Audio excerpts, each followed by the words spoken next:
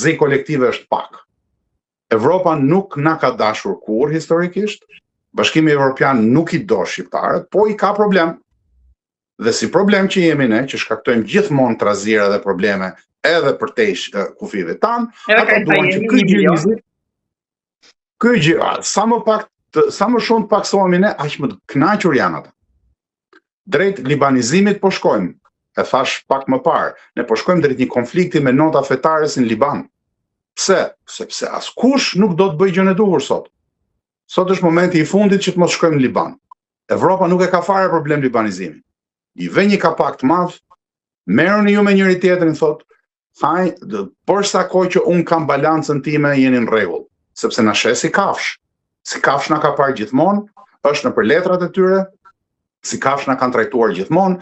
Lërini retorikat, lërini ku shkon ky fryen nëpër Bruksele, nëpër gjëra të tilla, ata janë burokratë, cilët shohin më shumë rrogat e tyre, vinë në Shqipëri dhe gjejnë të dashura, edhe ngaherë dhe deputete, zëvendës ministre, janë shumë të këndshëm dhe të gjindshëm gjithë ta që vinë nga Evropa, jetojnë me rroga të majme në mes të Tiranës, duke shkuar në restorante të majme, dhe kur dalin nga Shqipëria shkojnë blejnë shtëpia miliona dollar. Pra, për ata çështja është në rregull. Për ata status quo-ja në Shqipëri është perfekt, është sllafari. Pra, ju thoni diell, det, dashuri në rregull, por më përmendet një fjalë pak më lart me xhelis. Edhe mbajt mendja tek Turqia.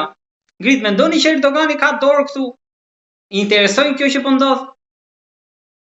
Të gjithë fuqitë rajonale, të gjithë fuqitë që kanë interes në Shqipëri, sigurisht që kanë dorë. Pa dyshimin më të vogël, siç ka edhe Hizmeti, që është Fetoja, ishte Fetullah Gülenit, siç kanë dhe shumë organizata të tjera, nuk diskutohet ajo që një vend i fuqishëm si Turqia është një nga vendet që prodhon, që ka industri armatimesh më të mëdha, që po synon të jetë fuqi në lindjen e mesme. Dhe sigurisht që në Shqipëri ka interesa të veçanta, siç i ka pasur edhe në Ilirit, siç i ka edhe në Bosnjë, siç i ka edhe kudo ku ka shtrirë rrjetet e veta. Kështu që normalisht që edhe Turqia ka interesat e veta, siç i ka dhe Greqia, siç i ka dhe Serbia, siç i kanë të gjitha vendet e ndryshme. Problemi nuk është kush ka interesa dhe kush po ndikon. Problemi është çfarë po bëjmë ne shqiptarët. Çfarë shteti kemi ne? Ne kemi një shtet që është gati, për ta thënë në fjalë popullore, të ngrej bluzën, për mos thënë as fjalën tjetër, të pantallonave, kujdo që ja kërkon. Për sa kohë që këta rrinë pushtet, për sa kohë që këta janë miliarderë, për sa kohë që këta japin tendera, për sa kohë që këta shpëlajnë paratë e drogës e llumit të gjithë botës, duke ndërtuar beton në bregdetin tonë të mrekullueshëm, dhe për sa kohë që njerëzve ju duket sikur po hynë në Evropë. Kjo është marrëzi kolektive. Këtë vetëm të marrët mund ta pranojnë. Për të pritur në shesh, ju keni një tjetër këndvështrim për atë që po ndodhet, duhet të ndodhë në shesh, folët e për naivitet pak më lart. Kritikuat edhe atë që strukturën që disa i quajnë kuvendi qytetar, që më tej do krijojë një bord edhe të tjera struktura të tjera. Kam parë dhe reagimet tuaja, replikat, diskutimet në rrjetet sociale mes një prej tyre me Castillo Çipin që ju kam ndjekur.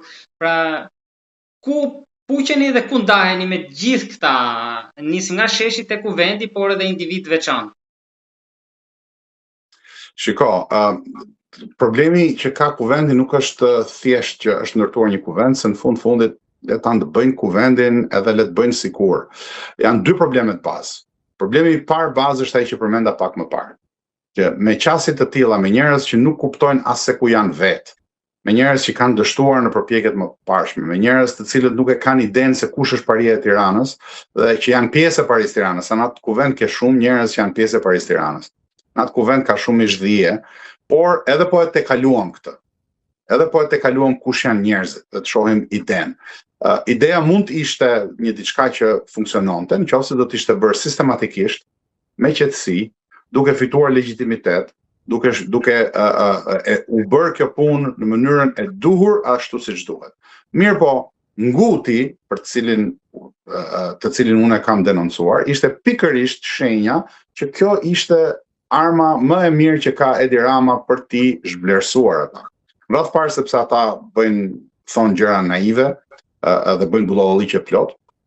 Në radhë të dytë sepse Edi Rama ka kaluar në përduar si një nga pjesëtarët më të zot Paris Tiranës. Mos harroni që Edi Rama ka thyer peshat forta politike si Fatos Nano, Ilir Meta, cilin e ka fut në burg, largoi Gramozruçin nga politika, herë duke e joshur dhe herë duke e larguar. Pra, këtu flitet për njerëz që kanë peshë shumë të madhe politike, të cilët janë pjesë të një regjimi që ka 80 vjet që ekziston në Shqipëri, që ka peshën, që ka frenat e pushtetit në Shqipëri.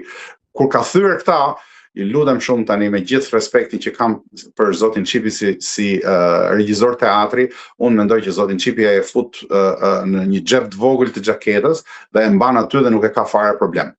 Problemi që ka protesta sot është që nuk kupton ato paktën grupi, se protesta nuk do thojë që nuk e kupton, po grupi nuk e kuptojnë pozicionin e tyre. Nuk e kuptojnë që protesta nuk është e tyre, nuk ka tapi kjo punë, nuk ka tapi për ta. Ata kanë meritin që e kanë prur punën deri këtu. Dhe kjo merit duhet ju njihet dhe unë ja kam njohur publikisht kujtdo që ka qenë aty. Besoj që zoti Çipi nuk ka qenë atje nga i grupi, po janë një grup. Tani, përteksa ata duhet kuptojnë që tani ka ardhur, janë në limitin e tyre, nuk kuptojnë më se ç'po ndodh me ta. Janë duke u marrë me cicmisllëqe të vogla, janë duke u marrë me gjëra të cilat nuk i kuptojnë. Atëherë duhet dëgjojnë ata njerëz që kanë 30 vjet e 35 vjet, si profesor Shenasi Rama, të cilët ju kanë bërë të qartë se ku është loja, si luhet loja, si fitohet loja dhe çfarë duhet bërë. Në fundit, këtu kërkohet një sakrificë, këtu kërkohet një grup njerëzish që të vetë sakrifikohen.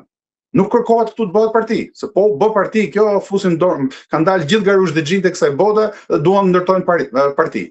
Në atë grupin e kuvendit, për shembull, ke një njeri që ka marrë 1 milion euro nga Erion Velia. I ka marrë me tender të rregull, thot, po në rregull, po ka marrë 1 milion euro.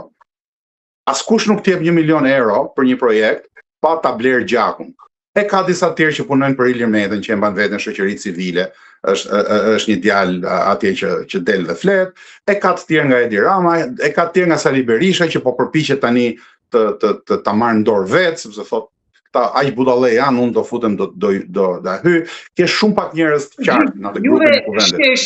Sheshi edhe qytetarët fjalimin tuaj e pritën shumë mirë. Po, unë do t'i pyes për atë pjesën që disa i quajnë qeta e mikrofonit aty. Çfarë ndodhi? Si ishte komunikimi me ta? Pra çfarë mund ta thoni diçka tjetër përte asaj që duket çdo natë në ekran? Mënyra e funksionimit aty.